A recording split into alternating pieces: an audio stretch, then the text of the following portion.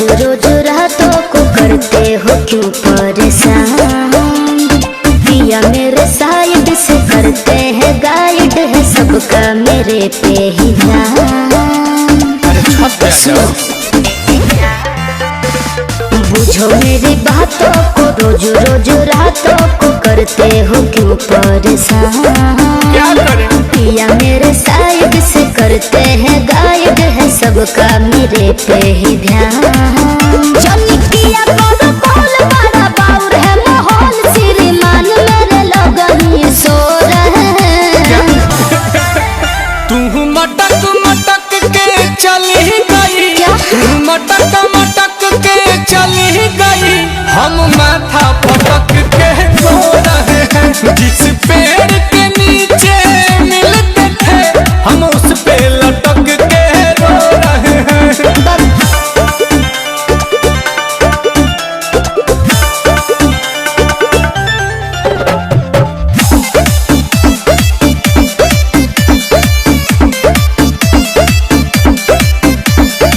नई नवेली हवेली में आई हूँ सासू ने पूछा तो सहेली बताई हूँ। अरे प्यार किया तो डरना क्या, दूर अकेले मरना क्या। सिग्नल की रील दे तो सीन करने आऊंगा, कह दूंगा दूर का रिलेशन का भाई हूँ। लेट नाइट ऑनलाइन रहती हो मलिकाइन पिया कह के टेंशन में हो रहे हैं। तू मटक मटक के चली गई, तू मटक मटक के चली गई, हम माथा पटक के रो रहे हैं। तेरा मर्द तो मुझको मिला नहीं, अपन कपड़ा पटक के धो रहे हैं।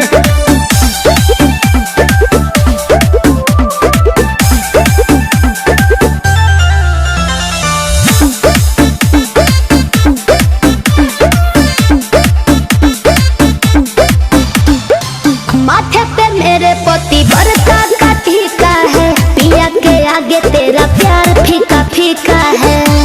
फीका तो लगेगा, समझे अब लगेगा। तेरा दीवाना तेरे गम में ही पीता है, सोनू सुधाकर झंडू बाम लेखा जीता है। करो बात तेरे मोल तेरे कारण नीलका महल बेरी बेरी मेरा फोनवा तो रहे हैं। तू मटक मटक के चली गई, तू मटक मटक के चली गई, हम माथा पटक के रो रहे हैं। जिस वृक्ष के नीचे मिलते थे उसका टहनी पकड़ के सो रहे हैं। गिर जाओगे। आंखों से जल दे रहा हूँ।